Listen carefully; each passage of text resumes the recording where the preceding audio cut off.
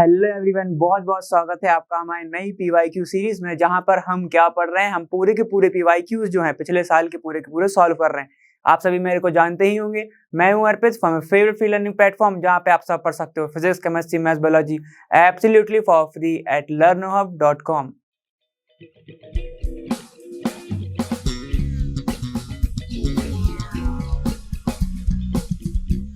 जैसा कि हम सभी दो अपने जो पेपर हैं वो कंप्लीट कर चुके हैं, 2017 और 18 की। 18 में ज़्यादा कोई रिपीटेशन नहीं थी, लेकिन अब हम आ गए 19th पर, जहां पर कुछ क्वेश्चंस काफ़ी ज़्यादा रिपीट हुए हैं अलग अलग टाइप में।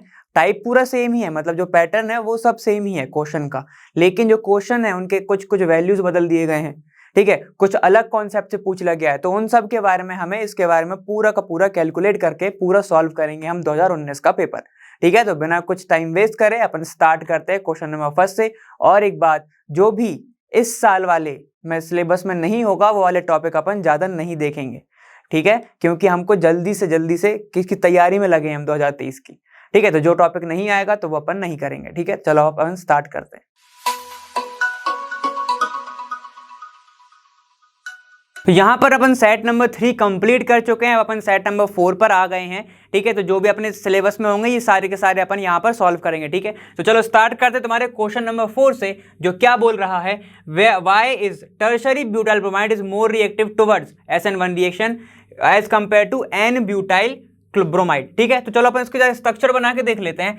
टर्शरी ब्यूटाइल ब्रोमाइड मतलब कैसे देखेगा, कार्बन CH3, ठीक है, ये CH3 और ये CH3, इससे जुड़ा हुआ है तुम्हारा ब्रोमीन ऐसा। ठीक है, वहीं पर अगर N ब्यूटाइल ब्रोमाइड की बात कर रहे हैं तो वो कैसे देखेगा, CH3 CH2, यहां पर CH2, यहां पर भी CH2 और यहां पर जुड़ा होगा ब्रोमीन। ठीक है, मैंने ऐसा टाइप का बना दिया, लेकिन वो सीधी चेन है, बात एक ही है। तो अब ध्यान से सुनो,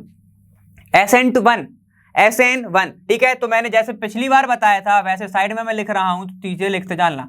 SN1 रिएक्शन, SN1 क्या बनाता है, इंटरमीडिएट क्या होता है इसका, कार्बो कैटायन, इसका इंटरमीडिएट होता है। कार्बो कैटायन की स्टेबिलिटी कैसी होती है, सबसे पहले टर्शरी, फिर सेकेंडरी, फिर होता है प्राइमरी, यही होता है। ठीक है, तो अगर ध्यान से सुनना, अब ध्यान से सब सुनते चलो, अगर ये ब्रोमीन गया यहां से, ठीक है, और एक ब्रोमीन यहां से गया, यहां पर बनेगा पॉजिटिव, है ना, यहां पर भी बनेगा पॉजिटिव इस कार्बन के ऊपर। तो देखो, जिस कार्बन के ऊपर बन रहा है पॉजिटिव, ठीक है, सेम चीज इस कार्बन के लिए भी, ठीक है, दोनों चीज के लिए साथ में एप्लीकेबल करो।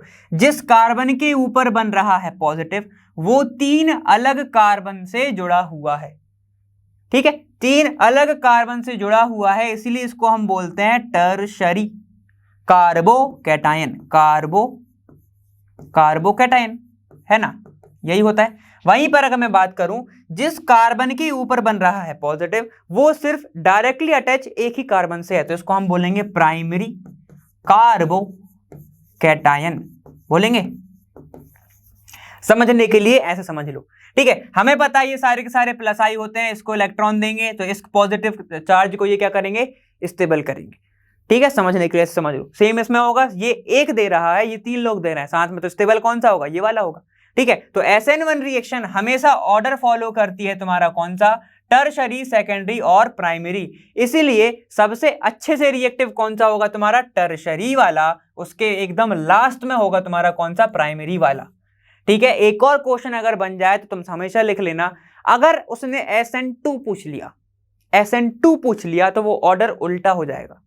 ठीक है, तो मैं एक चीज लिख दे रहा हूं, साथ में लिख लेना, 3 2 1। ठीक है, ऐसा अगर ये क्या हो रहा है, ऐसा पूछे, 3 से 2, 3 2 1 पे जा रहा है, मतलब प्राइमरी तुम्हारा बड़ा हो, तो ये होगी तुम्हारी SN2।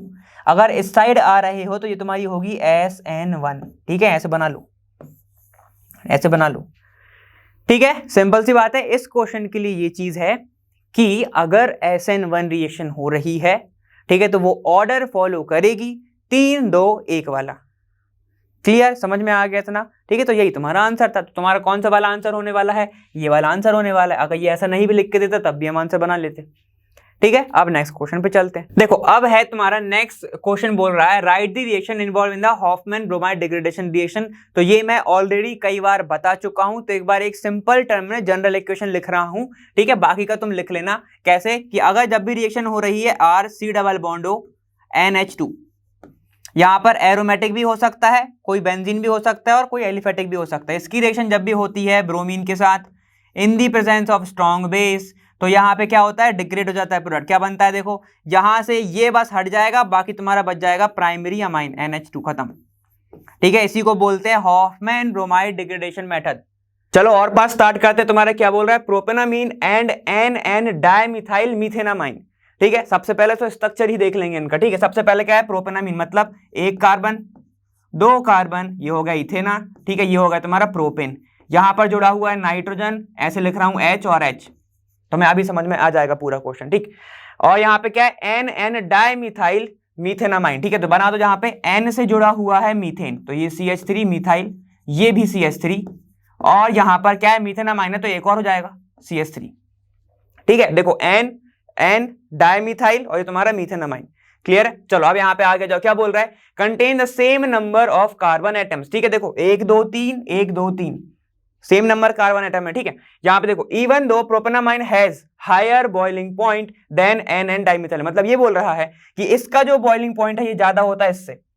रीजन क्या होगा, जल्दी से बताओ। रीजन क्या होने वाला है, देखो यहाँ पर ये जो नाइट्रोजन है इसके पास क्या है, हाइड्रोजन है। ठीक है, इसके पास कोई भी हाइड्रोजन नहीं है, तो दिमाग लगाओ, ये क्या कर सकता है, ये कर सकता है तुम्हारा inter molecular hydrogen binding, hydrogen binding या फिर बॉन्डिंग, कुछ भी है ना। लेकिन इसके पास कोई भी हाइड्रोजन ही नहीं है, सिर्फ लोन पेयर बचा है। ठीक है, तो ये हाइड्रोजन बॉन्ड नहीं बना पाएगा, हाइड्रोजन बॉन्ड नहीं बना पाएगा। ठीक है, तो अगर ये अपने ही मॉलिक्यूल के साथ एक बॉन्ड बना ले, ठीक है, तो सिंपल सी बात है, उसका बॉइलिंग पॉइंट क्या बढ़ जाएगा। तो मैं क्या बॉइलिंग पॉइंट के लिए तुम्हें बॉन्ड तोड़ने पड़ते हैं। अब यहाँ पर एक और एक्स्ट्रा बॉन्ड आ रहा है, तो एनर्जी तुम्हें ज्यादा देनी पड़ेगी, मतलब उसका बॉइलिंग पॉइंट बढ़ गया। ठीक है, तो इसी रीजन से इसका जो बॉइलिंग पॉइंट है वो क्या होता है, ज्यादा होता है। किससे, इससे। ठीक है, इसका बॉइलिंग पॉइंट कम होगा। ठीक है, और मैं जब भी ऐसी चीज बोलता हूं तो मैं पहले ही बता चुका हूं, मैं एक के कंपैरिजन में बोल रहा हूं, मतलब इसके कंपैरिजन में इसका बॉइलिंग पॉइंट कम होगा। ठीक है ना, इसलिए मैं बोल रहा हूं। ठीक, यही पूछा था कि नहीं पूछा था, देख लेते हैं अपन। प्रोपेनामाइन और NN dimethyl methanamine contain the same number of carbon atoms even though propanamine has higher boiling point than NN। ठीक है, यही पूछा था तुमसे। रीजन क्या होगा, इसका हाइड्रोजन बॉन्डिंग बनाता है। ड्यू टू, ये तुम्हारा टर्शरी है, ये कौन सा है तुम्हारा, प्राइमरी है, और प्राइमरी में हाइड्रोजन होते हैं लेकिन टर्शरी में नहीं होते हैं। समझ में आ गया, तो यही रीजन था, यही लेके आएंगे और नंबर लेके आएंगे। चलो आगे चलते हैं। देखो क्वेश्चन नंबर 6 यहाँ पे बात कर लेते हैं अब। Give a reason for the following. ठीक है, यहाँ पर रीजन बताने हैं, बहुत सिंपल है और तुमने पढ़े भी हुए हैं। ठीक है, पहला क्या है तुम्हारा, aquatic species are more comfortable in cold water than warm water. ठंडे पानी में क्यों अच्छे से वो रह लेते हैं, गर्म पानी में क्यों वो अच्छे से नहीं रह पाते, तो हमें इसका रीजन बताना है। ठीक है, तो हम सबको पता है कि वाटर के अंदर जहां पे वो रह रहे हैं क्या प्रेजेंट होगी, O2 गैस प्रेजेंट होगी कि नहीं होगी, ये प्रेजेंट होगी। और हम सब ही जानते हैं, ठीक है, अगर जो सॉल्युबिलिटी ऑफ गैस है, क्या solubility of gas, solubility of gas जो है वो कम होती है जब तुम टेम्परेचर बढ़ाते हो। टेम्परेचर के बढ़ने पे गैस की सॉल्युबिलिटी कम होती है, सबको पता है ना। एक बात, चलो अपन एक एग्जांपल देख लेते हैं। मान लो ये तुम्हारी कोल्ड ड्रिंक है, ठीक है, ये रही तुम्हारी कोल्ड ड्रिंक की बोतल। इसमें क्या रहती है, CO2 अंदर रिप्रेजेंट रहती है, CO2 अंदर प्रेजेंट रहती है कि नहीं। ये तुम्हारा कोल्ड ड्रिंक हो गई। हमको पता है ना कि जब क्या तुम्हें अच्छा फील क्यों नहीं होता कोल्ड ड्रिंक पी के, क्योंकि उसकी गैस खत्म हो जाती है, तो अपन ऐसे ही बोलते हैं। ठीक है, क्या बोला जाता है कि इसको स्टोर करो, तुम कोल्ड स्टोरेज करो इसकी। ठीक है, ठंडे जगह पर इसको स्टोर करके रखो, ऐसा बोलता है। ठीक है, क्या गर्म जगह पे क्यों नहीं बोलता, क्योंकि इसके अंदर एक गैस होती है, अगर गर्म में रखूंगा जगह में तो वो गैस है वो निकल जाएगी। तो यही बोला जाता है सॉल्युबिलिटी ऑफ गैस, या फिर जो इसी को हम बोलते हैं डिसोल्यूशन। डिसोल्यूशन क्या होता है तुम्हारा, एक्सोथर्मिक प्रोसेस होती है। डिसोल्यूशन जो होती है वो प्रोसेस कौन सी होती है, एक्सोथर्मिक। एक्सोथर्मिक क्या होती है, वो प्रोसेस होती है।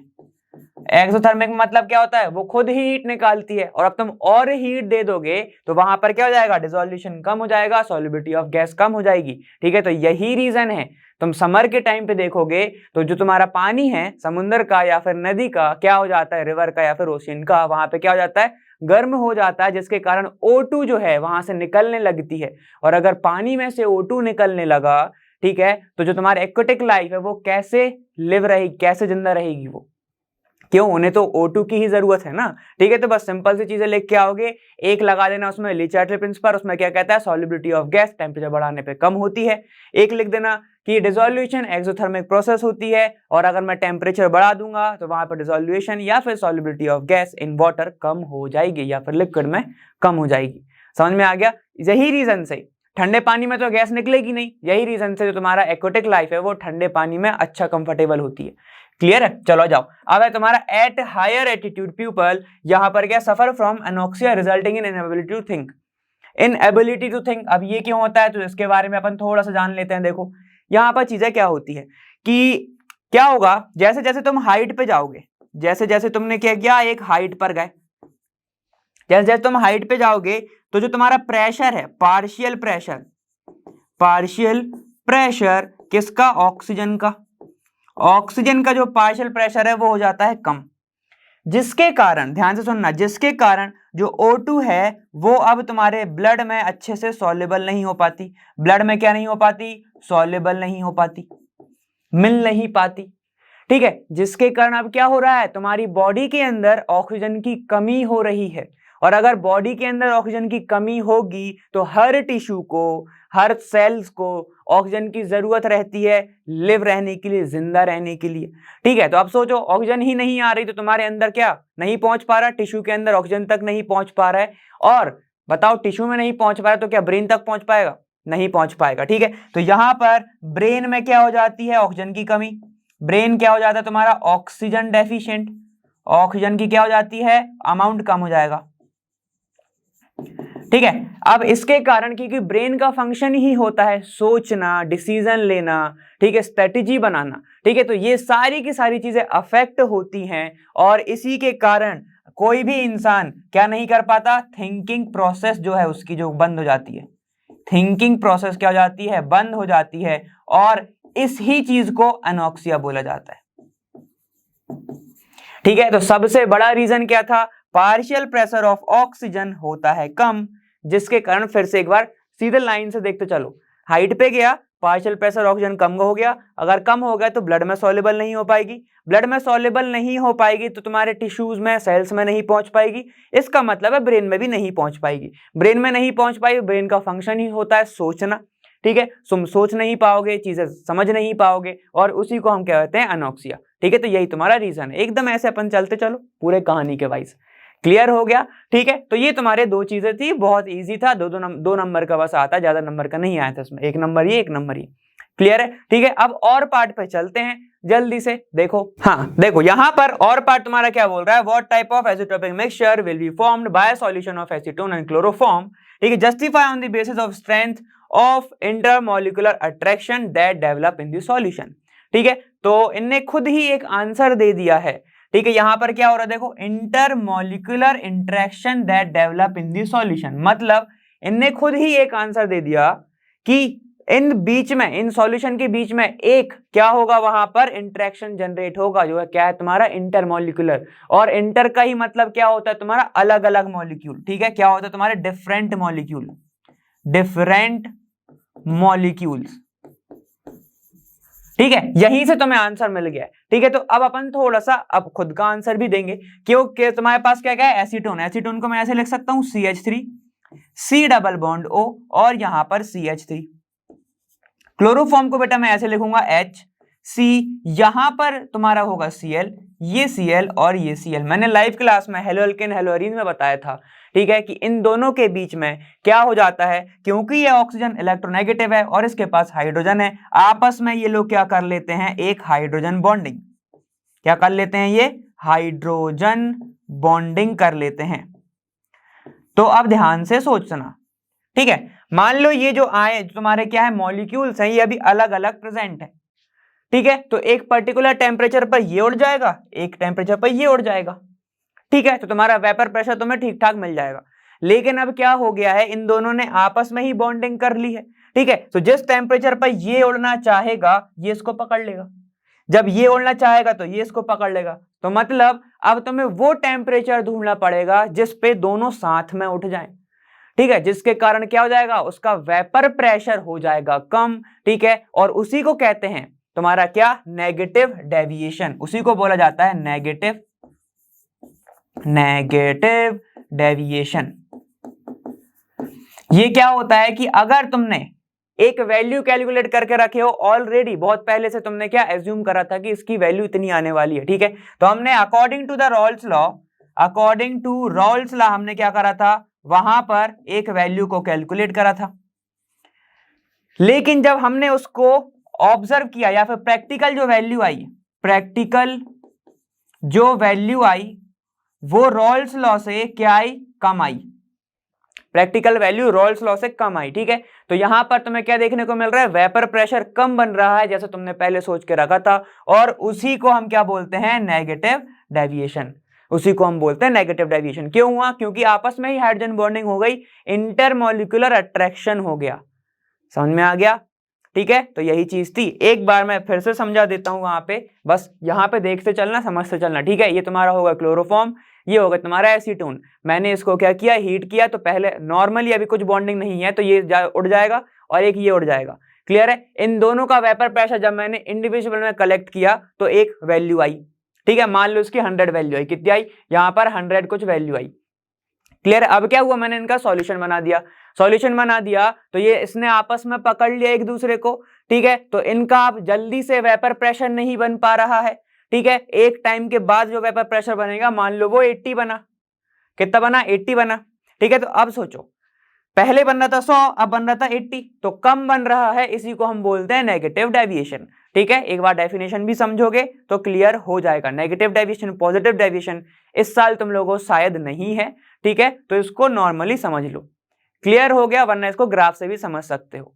चलो आगे चलो क्वेश्चन नंबर 9 की बात कर लेते हैं, सेट नंबर 4 की। क्या बोला तुम्हारा, use the data to the answer the following and also justify give reasons, ठीक है, मतलब यहाँ पर तुम्हें कुछ डाटा दिया हुआ है, ठीक, और क्वेश्चन क्या पूछा गया है, which is a stronger reducing agent in aqueous medium Cr2+ और Fe2+, ठीक है, तुम्हें कुछ नहीं बताना है, तुम्हें सिर्फ यहाँ पे डाटा दे दिया गया है, इसको देख के तुम्हें चीजें बतानी है, ठीक है, तो एक चीज तुम लोगों को शुभम सर ने बहुत अच्छे से बताया होगा, ठीक है, कि अगर जितनी ज्यादा तुम्हारी नेगेटिव वैल्यू,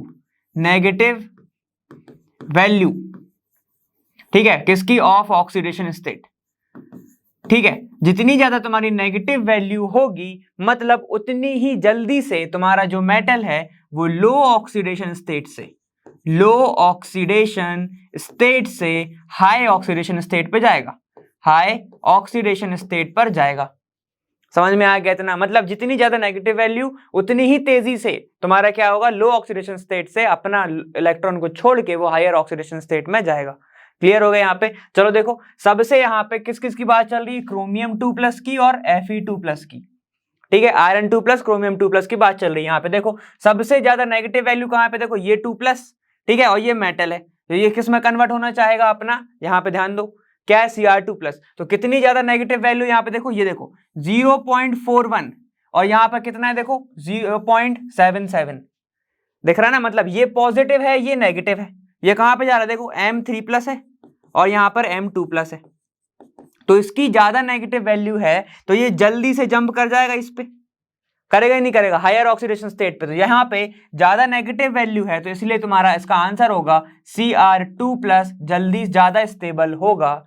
ठीक है, किसमें, एक्वस मीडियम के अंदर, क्लियर हो गया, मतलब जितनी नेगेटिव वैल्यू उतनी जल्दी वो जंप करना चाहेगा, ये वाला ज्यादा स्टेबल हो जाएगा, फिर क्लियर हुआ, ठीक है। अब यहाँ पे जाओ तुम्हारा बी की बात करते हैं, which is the most stable ion in 2+ oxidation state and why, ठीक है, अब 2+ का पूछा है तो मैं फिर से बोलूंगा, सारे आयंस को लेके बोला इसने, ठीक है, इसमें तो स्पेसिफिक 2 का पूछा था, अब सारे आयंस को लेके देखा है और मैं वही बोलूंगा वापस से, जितनी ज्यादा मोर दी नेगेटिव वैल्यू, ठीक है, उतना ही ज्यादा स्टेबल क्या होगा तुम्हारा मॉलिक्यूल होगा, स्टेबल तुम्हारा क्या होगा, एटम, ठीक है, यहाँ पे देखो सबसे नेगेटिव वैल्यू किसकी है, हमें दिख रही है Mn की। Mn की कितनी है, सबसे ज्यादा नेगेटिव है, तो इसका आंसर क्या होगा तुम्हारा, मैग्नीश। ठीक है, Mn इसका आंसर होने वाला है। Mn2+ क्या होगा इसका आंसर।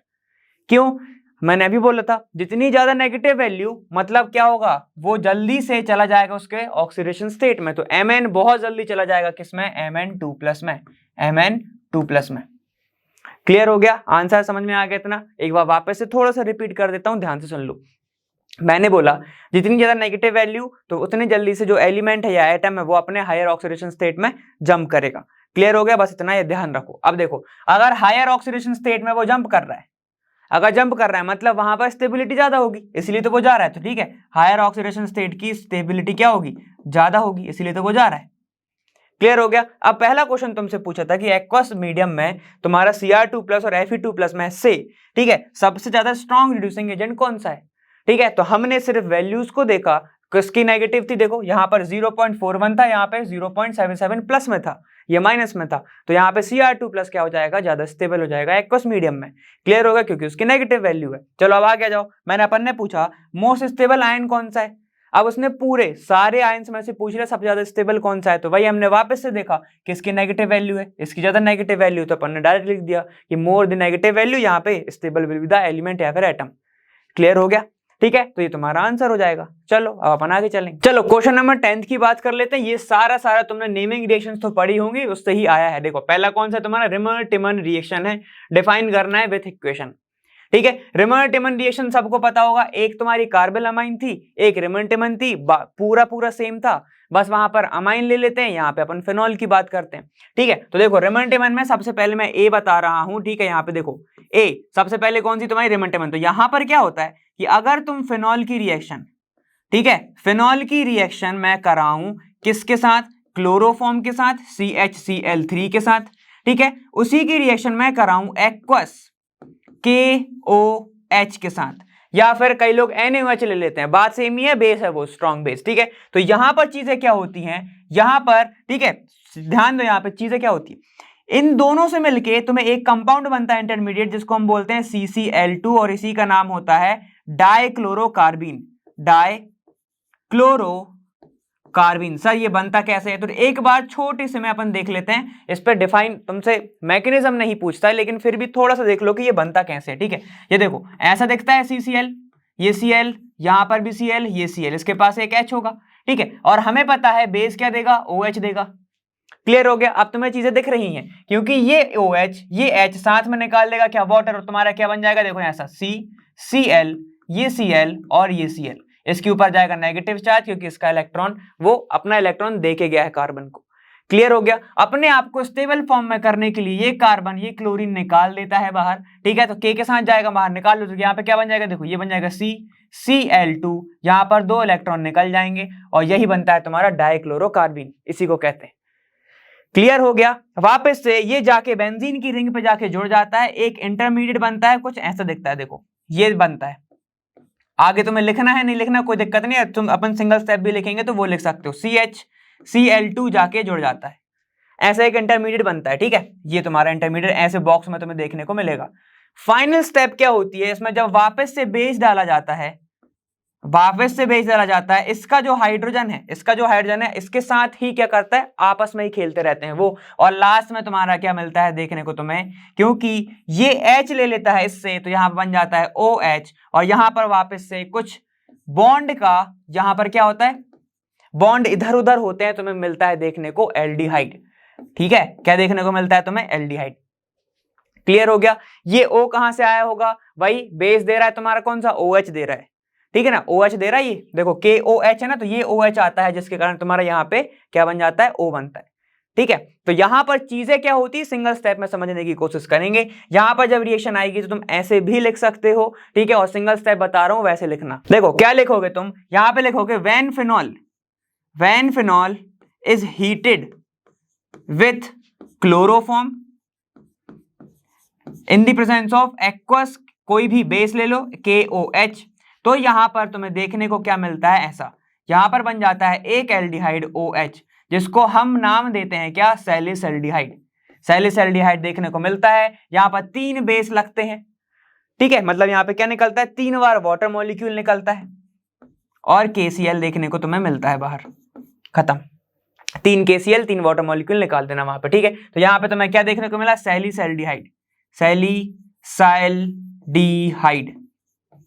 ये तुम्हारा बनता है। और यहाँ पे क्या हो रहा है, ये फिनॉल है, ये तुम्हारा क्लोरोफॉर्म है, और इन सबको सब जानते ही होंगे, ये तुम्हारा क्या है, एक्वस, ये है तुम्हारा aqueous potassium hydroxide, potassium hydroxide, ठीक है। ये सारे के सारे अपन ने नाम भी लिख लिए, ऐसे लिख के आओगे, तुम्हारा नंबर कोई नहीं काटने वाला फॉर श्योर, ठीक है। और अगर बताना चाहो तो एक ऐसे बॉक्स में नीचे बता सकते हो कि इंटरमीडिएट बनता है इससे, उसको हम बोलते हैं डाइक्लोरोकार्बीन, ठीक है। मन है तो बता देना, ऐसे लिख दे रहा हूं CCl2 और यहां पर 2 ऐसी वैलेंसी इसकी खाली होती है, ठीक है। डाइक्लोरोकार्बीन इसका नाम होता है, ठीक। सेम चीज, एक ही रिएक्शन में अपन दोनों चीज पढ़ लेते हैं ना, सेम चीज इसमें क्या होता है तुम्हारा, जब तुम अमाइंस पढ़ते हो तो वहां पर क्या लेते हैं, यहाँ पे NH2 ले लेते हैं, तो उसको हम बोलते हैं कार्बिलमाइन रिएक्शन। क्या बोलते हैं उसको, कार्बिलमाइन रिएक्शन। क्लियर है, इतना समझ में आ गया, ठीक। अब देखो अपन सेकंड पॉइंट देखते हैं, तुम्हारा कौन सा है वो, विलियमसन सिंथेसिस। देखो विलियमसन सिंथेसिस में क्या होता है, ईथर जो है, ईथर का फॉर्मेशन होता है, ठीक है। ईथर को बनाने की प्रोसेस होती है तुम्हारी विलियमसन सिंथेसिस, ठीक है। अब यहां पर क्या होता है कि अगर मैं ले लूं RONA, ये क्या हो गया तुम्हारा, सोडियम अल्कोक्साइड, इसको क्या बोलूंगा मैं, सोडियम अल्कोक्साइड, सोडियम अल्कोक्साइड, ठीक है, इसी को बोलते हैं सोडियम अल्कोक्साइड। जब इसकी रिएक्शन मैं यहां पर कराता हूं, किसके साथ, हैलोजन एक होता है यहां पे, ठीक है, यहां पर एक हैलोजन होगा और यहां पे R होगा, तो ये क्या होगा तुम्हारा, अल्काइल हैलाइड, अल्काइल हैलाइड, ठीक है। अब ध्यान से देखना यहाँ पे चीजें क्या होंगी, क्योंकि ये Na और ये एक X साथ में निकल जाएगा बाहर, तो देखने को क्या मिलेगा तुम्हें, -NaX देखने को मिलेगा। बाकी का कंपाउंड साथ में जोड़ दो तो क्या बनेगा, देखो यहाँ पे RO और यहाँ पर एक R, इसी को ही बोलते हैं क्या, ईथर, इसी को ही बोला जाता है ईथर, ठीक है। और इस प्रोसेस का नाम होता है कौन सा, विलियमसन सिंथेसिस, या फिर इसी को कभी कभी नाम दे देते हैं विलियमसन ईथर सिंथेसिस। क्लियर हो गया यहाँ पे। अब 2 4 पॉइंट हैं तो अपन वो देख लेंगे। सबसे पहले R की एक बार अपन अच्छे से जनरल इक्वेशन लिख लेते हैं। CH3 मान लो रिएक्ट कर रहा है ONA के साथ, तो यहाँ पर क्या होगा, यहाँ पर मैं इसकी जगह पे Br ले लेता हूँ और यहाँ पे मैं CH3 ले लूंगा, ठीक है। तो देखो क्या होगा, ये Na ये Br बाहर, ठीक है, निकलेगा क्या क्या, यहाँ पे देखो CH3, ये O ये CH3 बना, ठीक है। साथ में क्या निकल जाएगा तुम्हारा, NaBr निकल जाएगा। क्लियर है, तो ये तुम्हारी एक रिएक्शन हो गई, इसी को बोलते हैं विलियमसन सिंथेसिस। अब 2 3 पॉइंट है तो उनको ध्यान से देख लो, ठीक है। एक पॉइंट सबसे पहला, बस ज्यादा कुछ पॉइंट नहीं, ये तुम्हारी SN2 रिएक्शन होती है, ठीक है। तो अब मैं जो बोल रहा हूं उस पर ध्यान दो, ये होती है ज्यादातर प्राइमरी हैलाइड के लिए, बस प्राइमरी हैलाइड से ये रिएक्शन होती है, ठीक है। इसमें कभी भी सेकेंडरी या टर्शरी हैलाइड नहीं लिया जाता, ठीक है। यहां पे क्या होता है, सेकेंडरी और टर्शरी जो हैलाइड है, सेकेंडरी और टर्शरी जो हैलाइड है, ये जब भी रिएक्शन कराओगे तो ये एलिमिनेशन रिएक्शन देते हैं, एलिमिनेशन रिएक्शन देते हैं ये, ठीक है। अभी समझ जाओगे देखो बहुत अच्छे से, क्यों देते हैं ये, ध्यान दो यहाँ पे। अगर मैं इसको लिखना चाहूं तो ऐसा भी लिख सकता हूं ना, क्योंकि ये अल्कोहल से ही बना होगा, ROH + Na, इससे ही बना होगा, ठीक है। तो मैं इसको लिख सकता हूं ना, अल्कोहलिक NaOH मान लो यहाँ पे, ठीक है। इसको मैं लिख सकता हूं alcoholic NaOH, alcoholic NaOH type का हो गया, ये हो गया, ठीक है। अगर अल्कोहलिक NaOH हो गया और मान लो यहां पर मैं KOH लिखता, अल्कोहलिक KOH, बेस है ना, ये स्ट्रॉन्ग बेस है, तो ये क्या करता है, स्ट्रॉन्ग बेस अगर सेकेंडरी या टर्शरी हो गया तो एलिमिनेशन देगा और तुम्हारा वो अल्कीन बना देगा। क्या बना देगा, वो अल्कीन बना देगा। कैसे, Br निकाल लेगा वहां से, ठीक है। क्या हो जाएगा तुम्हारा, डीहाइड्रोहेलोजिनेशन स्टार्ट हो जाएगी वहां पे। इसीलिए ये तुम्हारा सेकेंडरी और टर्शरी एलिमिनेशन रिएक्शन देता है, लेकिन प्राइमरी तुम्हारा रिएक्शन यही वाली देता है, ईथरसन सिंथेसिस देता है, ठीक है, विलियमसन सिंथेसिस देता है।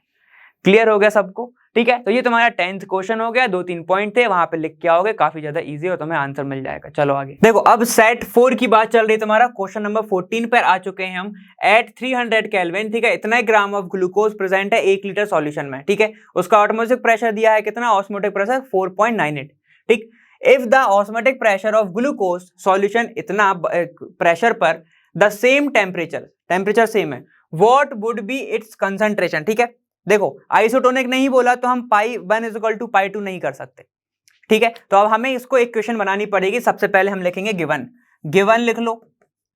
गिवन तुम्हें क्या क्या है, देखो यहां पर एट तुम्हारा कौन सा 300 केल्विन, तो यहां पर टेम्परेचर दोनों का सेम है तो सिर्फ टी लिख रहा हूं मैं, 300 केल्विन, ठीक है। यहां पर ग्लूकोज कितना प्रेजेंट है, इतना, मतलब गिवन वेट ऑफ ग्लूकोज कितना दिया है तुम्हें, 30 ग्राम, क्लियर, ठीक है। यहां पर कितने लीटर में है, वॉल्यूम कितना हो गया, वॉल्यूम है सॉल्यूशन का कितना, 1 लीटर, 1 लीटर, ठीक। उसके बाद बात कर रहे हैं हैज ऑस्मोटिक प्रेशर, मतलब पाई 1 = कितना है तुम्हारे पास, 4.98, ठीक है। वहीं पर अगर ऑस्मोटिक प्रेशर ऑफ ग्लूकोज हो जाता है इतना, ठीक है, मतलब पाई 2 जब हो जाता है कितना, 1.52 बार,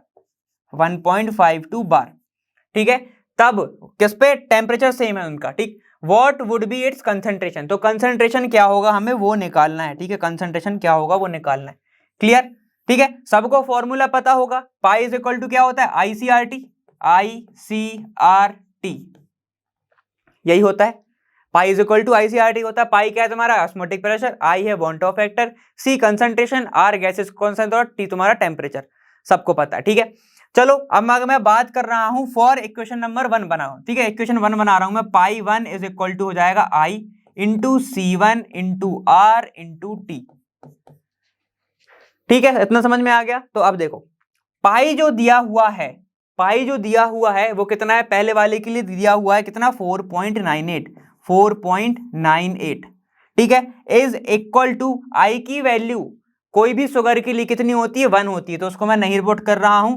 C1 मतलब कंसंट्रेशन किसका, मोलैरिटी में क्या होगा तुम्हारा मोलैरिटी में, चलो अपन देख लेते हैं। गिवन वेट कितना दिया हुआ है, देखो 30 अपॉन ग्लूकोज का मॉलिक्यूलर वेट कितना होता है, 180, ठीक है, 180 इंटू वॉल्यूम ऑफ सॉल्यूशन होता है मतलब 1, तो उसको पुट रखने की भी जरूरत नहीं है, ठीक, इंटू R × T, ठीक है। इसको मैं बना रहा हूं इक्वेशन नंबर 1। अब इक्वेशन नंबर 2 बना रहा हूं दूसरे वाले के लिए, ठीक है, तो पाई 2 = हो जाएगा I × C2 × R × T2, ठीक है, T मतलब T तो सेम ही है। चलो अब यहां पे ध्यान दो, पाई 2 कितना दिया है, 1.52 इज इक्वल टू I की वैल्यू 1 होगी, C2 हमें निकालना है इंटू R × T,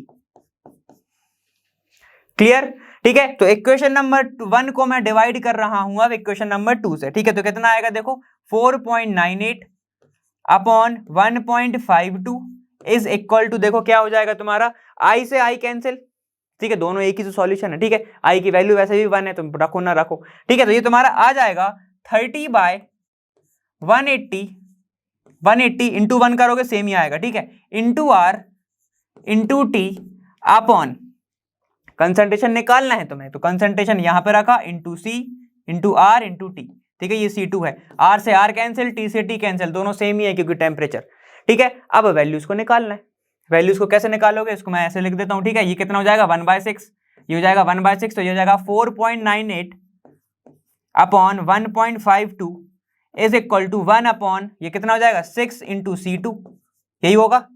वैल्यूज को सीधे चेंज कर लो, तो C2 को मैं इधर लेके आया, ये कितना हो जाएगा 1.52, ठीक है, अपॉन ये कितना हो जाएगा 4.98 × 6, ये हो जाएगा, इसको ऊपर इसको नीचे लेके आ गया, ठीक है। जब इसको कैलकुलेट करोगे तो ये जाएगा C2 = 0.0502 कुछ आएगा, तो हम सिर्फ 50 लिख लो, ठीक है, 2 और 1 6 कुछ ऐसे आएगा, ठीक है ना। तो ये तुम्हें इतना, ये हो जाएगा कंसंट्रेशन। तो कंसंट्रेशन कितना प्रेजेंट है, देखो पहला वाला किसमें कंसंट्रेशन प्रेजेंट था, ध्यान दो यहाँ पे मोलर है, अपन ने मोलर निकाला, तो इसकी यूनिट क्या हो जाएगी, मोलर, खत्म, क्लियर है। तो ये तुम्हारा आंसर हो जाएगा, काफी ज्यादा इजी था। देखो 14th का और पार्ट तुम्हारा क्या बोल रहा है, chromium metal is electroplated using an acidic solution containing, ठीक है, यहाँ पे क्या है, CrO3 है उसके अंदर, और according to the following equation ये वाली चीजें कुछ हो रही है, ठीक है, CrO3 है, यहाँ पर 6 H प्लस आयन है और 6 इलेक्ट्रॉन को गेन करके ये किस में जा रहा है, Cr में जा रहा है, सॉलिड में, ठीक है। और यहाँ पर वाटर के मॉलिक्यूल निकल रहे हैं। अब उसने क्या पूछा है, calculate how many grams of chromium, how many grams of chromium will be electroplated by 24000 मतलब 24,000 coulomb, how long will it takes to electroplated 1.5 gram chromium using इतना एम्पियर करंट, ठीक है। मतलब तुमसे क्या पूछा है, कितना टाइम लगेगा पूछा है, टाइम पूछा है तुमसे, ठीक है। अब क्या क्या गिवन है, atomic mass of chromium given है और यहां पर तुम्हें फैराडे की वैल्यू गिवन है, और नहीं भी होती तो हमें पता होती है फैराडे की वैल्यू। क्लियर है, समझ में आ गया पूरा क्वेश्चन, ठीक है। तो अपन यहां पर देखते हैं कि अगर 1 मोल ऑफ क्रोमियम की बात करते हैं, उसके अंदर कितना होता है, 52 ग्राम, ठीक है, 52 ग्राम मोल इनवर्स होता है, ये समझ में आ गया यहाँ पे। अब यहाँ पर चीजें क्या हो रही है उसको समझो। ये जो क्रोमियम है 6 इलेक्ट्रॉन गेन करके Cr में जा रहा है, ठीक है। मतलब वहां पर F की वैल्यू क्यों जाएगी, देखो यहाँ पे उसने क्या किया है, 6 इलेक्ट्रॉन मतलब 6 फैराडे, ठीक है, 6 फैराडे ऑफ क्रोमियम का वेट कितना है, 52 ग्राम, ठीक है, समझ में आ गया। मतलब यहाँ पर चीजें फिर से सुनो, यहाँ पर क्रोमियम 52 ग्राम का होता है हमें पता है, लेकिन यहाँ पर चीजें क्या हो रही हैं कि 6 इलेक्ट्रॉन को गेन करके क्रोमियम अपने सॉलिड फॉर्म में जा रहा है, समझ में आ गया। तो यहाँ पर क्या हो जाएगा, उसने 6 इलेक्ट्रॉन गेन करे तो क्रोमियम का 52 ग्राम वेट होगा। क्लियर हो गया यहाँ पे, ठीक है। अब देखो उसने क्या पूछा है, यहां पर तुमसे पूछा है calculate how many grams of chromium will be electroplated by इतना कूलम, ठीक है। तो उसने ये बोला है, अब ध्यान से देखो यहाँ पे कितना हो जाएगा, 6 × 96500 ऑफ क्रोमियम का वेट है 52 ग्राम मोलर इनवर्स, ठीक है, समझ में आ गया। तो यहां पर 1.5 ग्राम क्रोमियम का 1.5 ग्राम मोल इनवर्स क्रोमियम में कितना चार्ज लगा होगा, तो हमने बोल दिया उसको x चार्ज लगा होगा। क्लियर है, तो यहां पर अगर मैं निकालूंगा x की वैल्यू तो क्या आएगा, x इज इक्वल टू, ठीक है, सारे टर्म्स को इधर लेके आओ तो ये हो जाएगा 6 × 96500 इंटू ये कितना हो जाएगा 1.5 अपॉन ये हो जाएगा तुम्हारा 52, ये हो जाएगा 52। क्लियर, किसी को दिक्कत नहीं। तो x की वैल्यू कितनी आएगी तुम्हारी, x इज इक्वल टू आएगा 1670 का 1.9 कुछ तुम्हारी वैल्यू आएगी x की। क्लियर, यहां पे देखो फिर से सुन लो एक बार क्या हुआ कि ये जो क्रोमियम है 6 इलेक्ट्रॉन को गेन करके किस में जा रहा है, यहाँ पे Cr में जा रहा है, ठीक है। अभी किस में था, CrO3 में है, Cr6 प्लस पे है वो अभी। क्लियर हो गया, तो ये किस में जा रहा है तुम्हारा, Cr0 पे जा रहा है, तो 6 इलेक्ट्रॉन उसने गेन करे हैं, समझ में आ गया इतना। तो एक इलेक्ट्रॉन का चार्ज कितना होता है 96500, तो 6 का कितना होगा 6 × 96500, ठीक है। तो 6 × 96500 कूलम ऑफ क्रोमियम के अंदर कितना है 52 ग्राम मोल है, मतलब तुम उसका वेट है। क्लियर हो गया, तो कितने 1.5 ग्राम ऑफ क्रोमियम में कितना चार्ज होगा, तो हमने उसको रख दिया x और यहाँ पे हमने x की वैल्यू निकाल ली कितनी 1670 का 1.9 तुम्हारा 9 आ गया।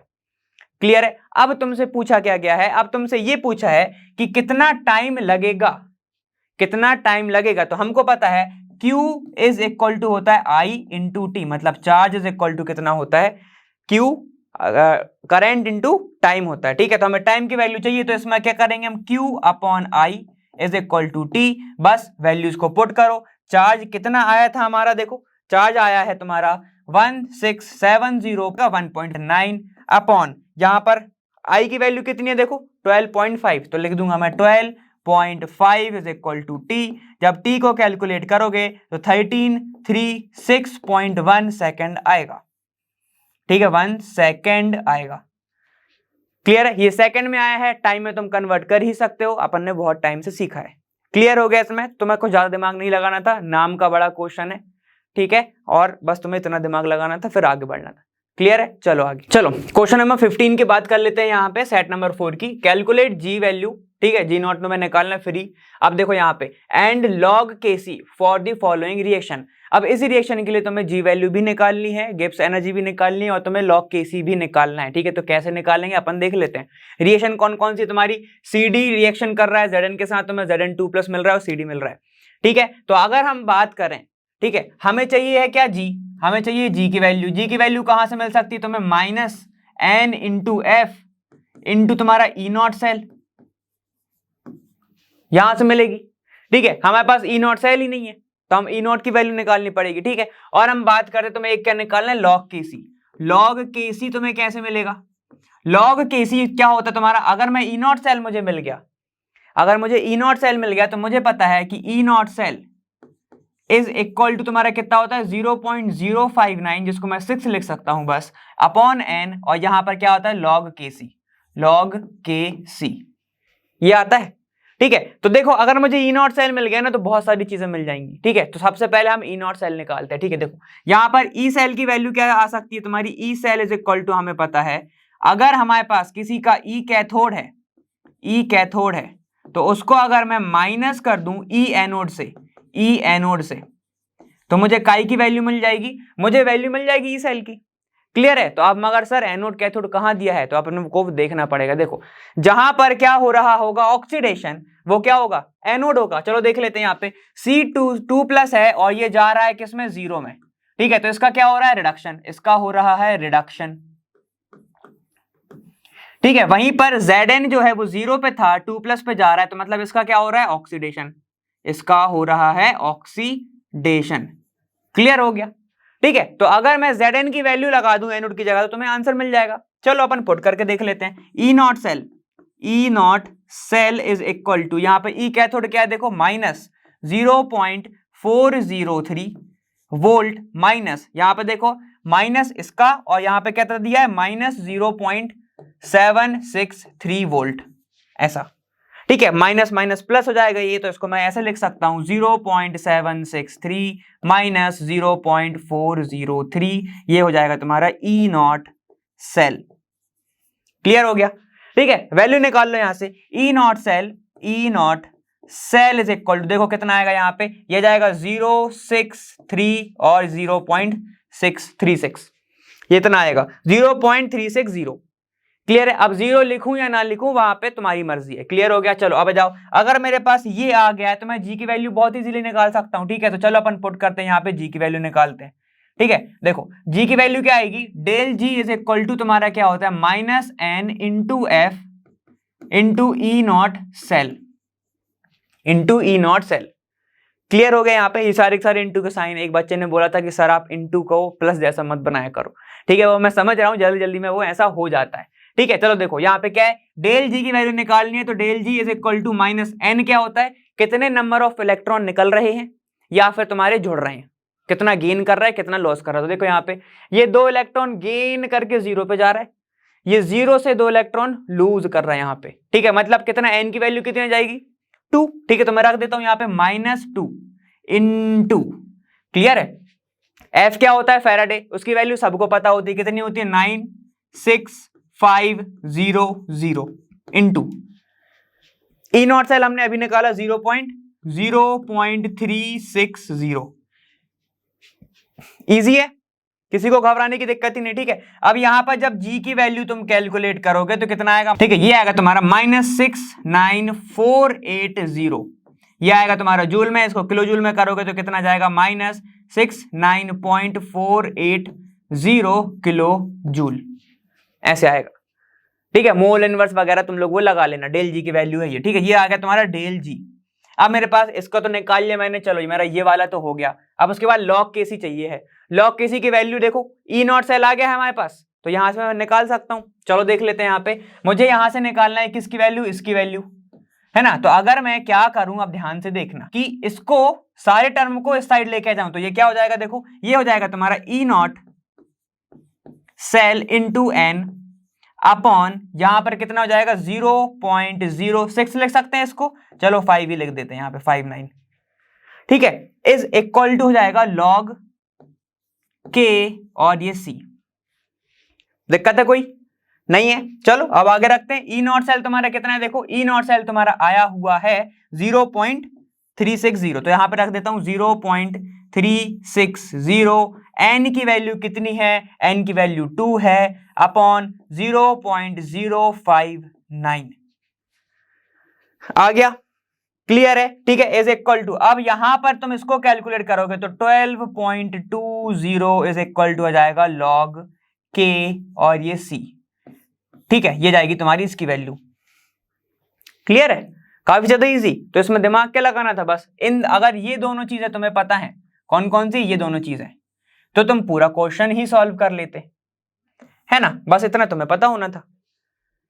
क्लियर है। यहां पर हमें मेन चीज क्या लगी, हमें मेजर चीज किसकी जरूरत थी, ई नॉट सेल की, तो वो अपन ने निकाल लिया E not cell cathode minus anode करके, है ना। तो बस ये तुम्हारे आंसर्स आ गए, प्रैक्टिस कर लो और तुम्हें आंसर आ जाएगा। ठीक है, ये सारे के सारे इनटू है बेटा, प्लस कहीं पर भी नहीं है ना। तो चलो अब आगे चलते हैं।